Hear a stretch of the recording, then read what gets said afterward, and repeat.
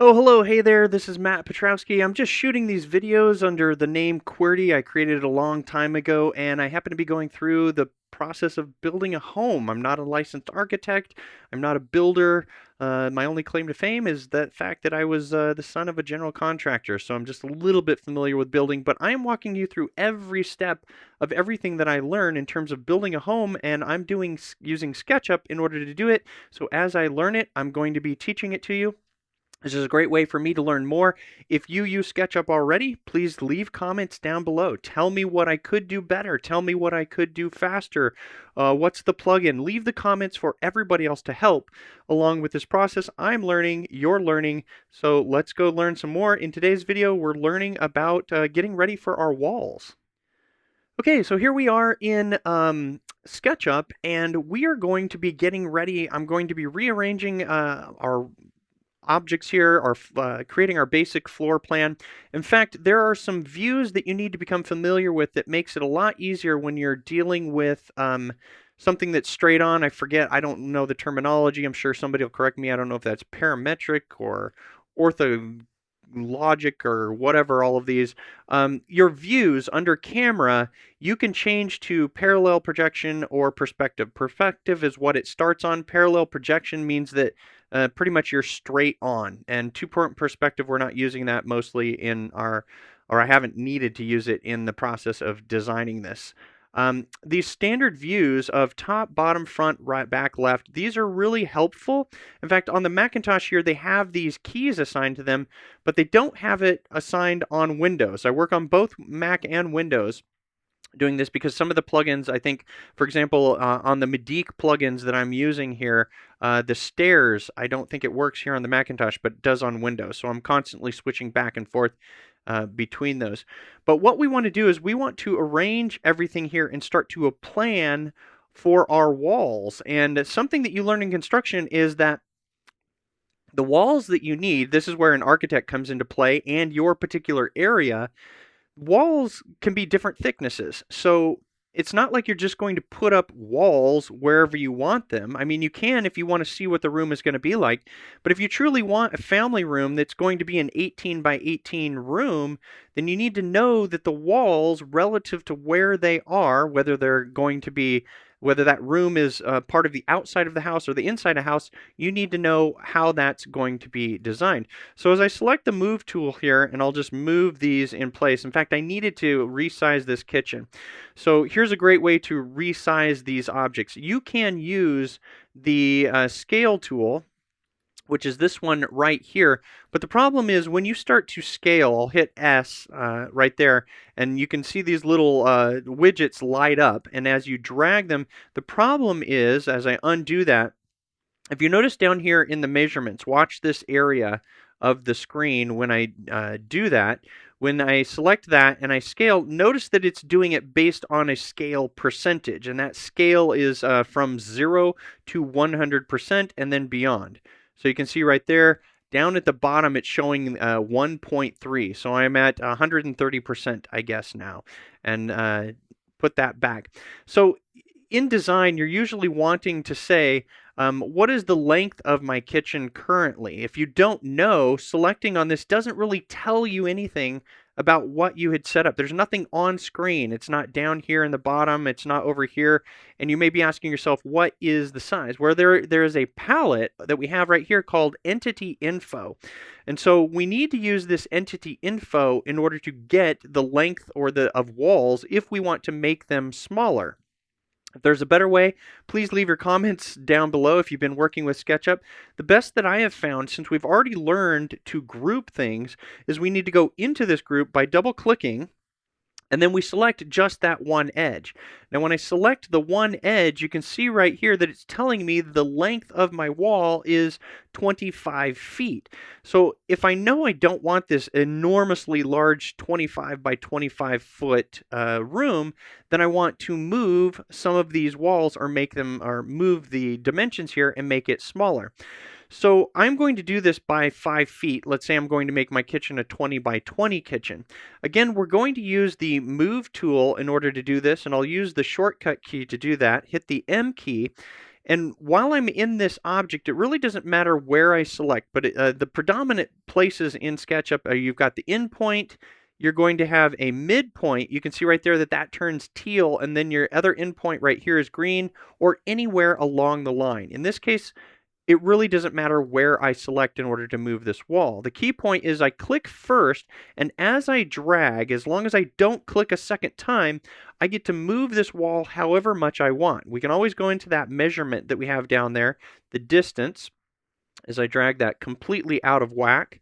Another important thing here is the axes. You can see that as I drag this, that line changes color. So right there, I'm on this red versus there's the green. And then if I was on the blue, you want to lock it in many times on an axis.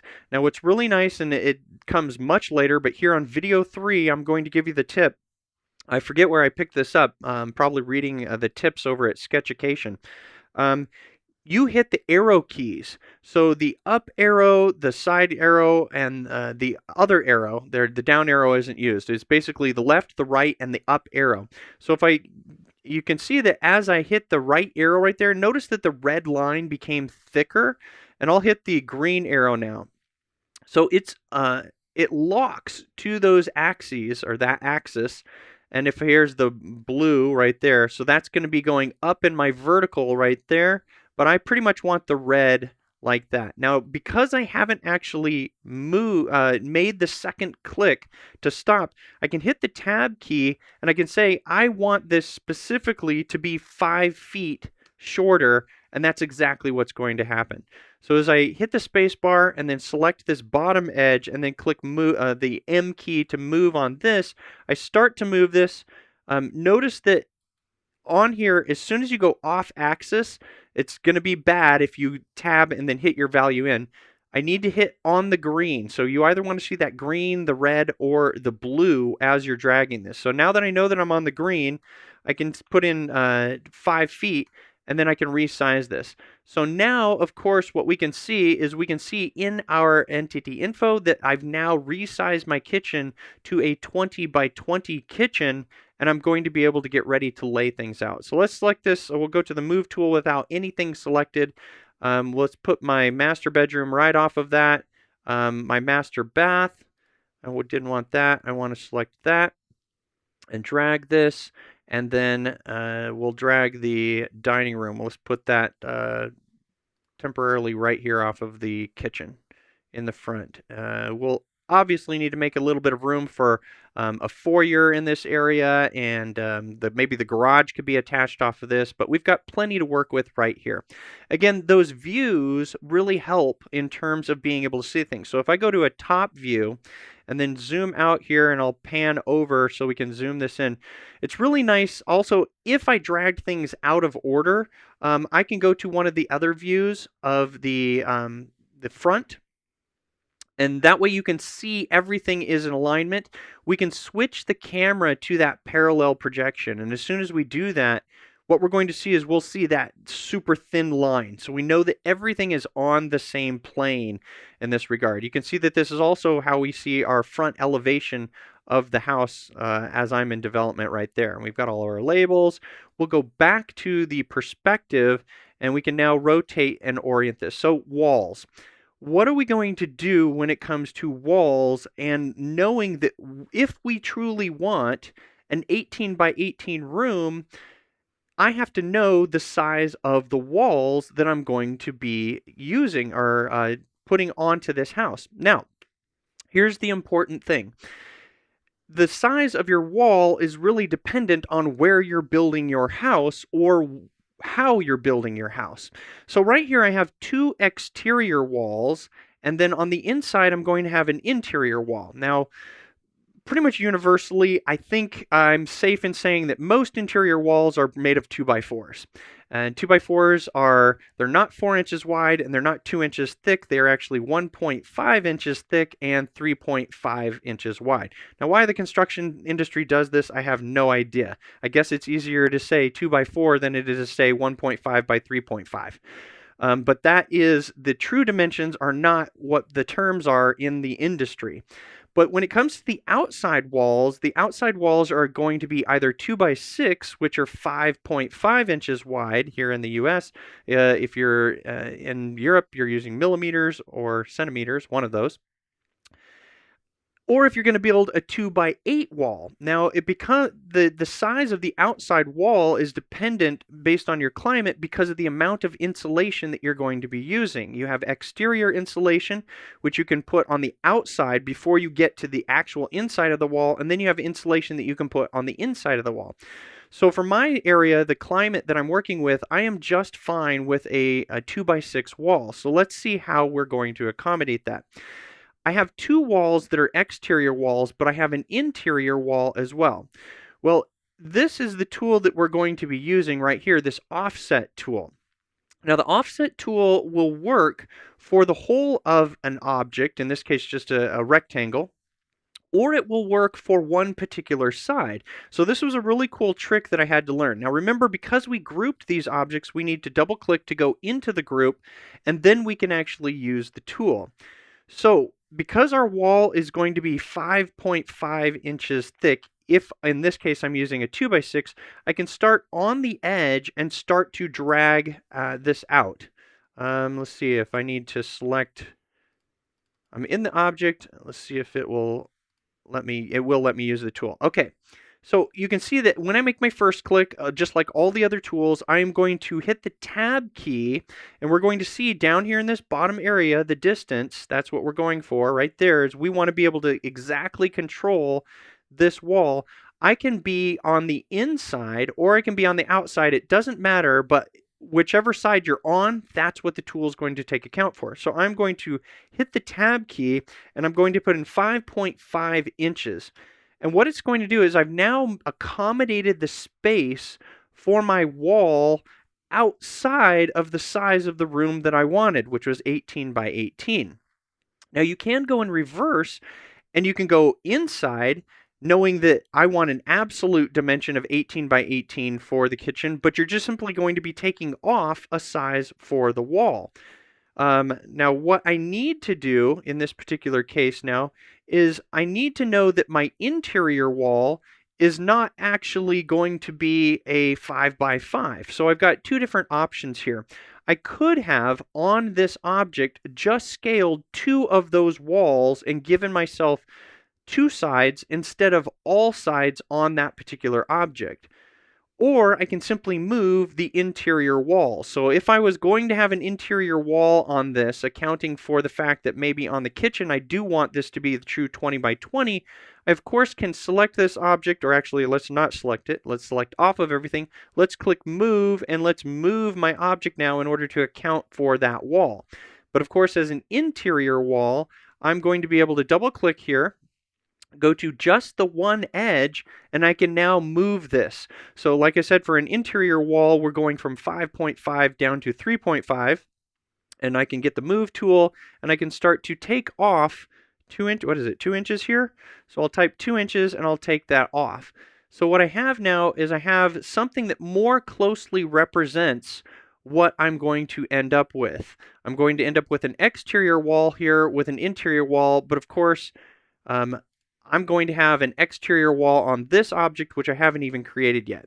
But let's take a look at the alternative method that I learned about using that offset tool and being able to specify just the two sides. So we'll do that on the kitchen. Actually, one side. On the kitchen here, what I'm going to do is, rather than selecting the whole thing with the offset tool, I'm just going to select one edge. So as I click here and I get that selection and it's made blue, I'll use this offset, and I will offset that one. I might have to have two edges in order to do this. That may be one of the conditions that we have to have. So as I select this, and then I'll select, can I get the other edge right there? Making the selection. I can't tell if it's selected or not. I'm going to have to select out, and I'm just going to temporarily move this object off to the side. Now double click. It may be obscured because of the green. There it is. There it's selected. It's blue. There's my second edge. I think you have to have two edges go ahead and comment below with the offset. But what I can do now is I can offset just these particular walls, which I could have done on the family room, but here we'll go 5.5 inches.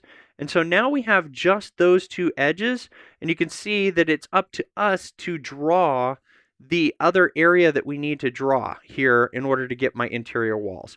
But in this particular case, what I'm trying to say is we only really need to do the exterior walls. So the whole point here is you're going to arrange your rooms, and if you want the rooms to be the absolute the dimension that you want, like an 18 by 18 family room, and the kitchen I want those true dimensions, then you're going to put your outside walls on the outside of them, and then you're going to draw your interior walls a little bit differently.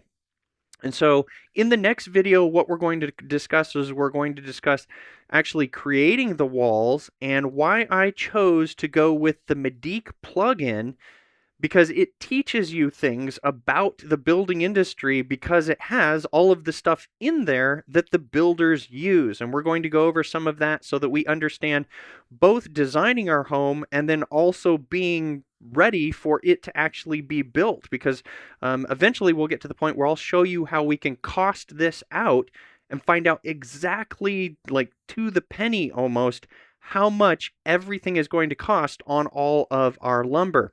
But the next video will be putting up the walls on our model and talking about the different approaches that we can take, design and architectural versus building and going that route. So I hope this has helped you out, and I will see you in the next video.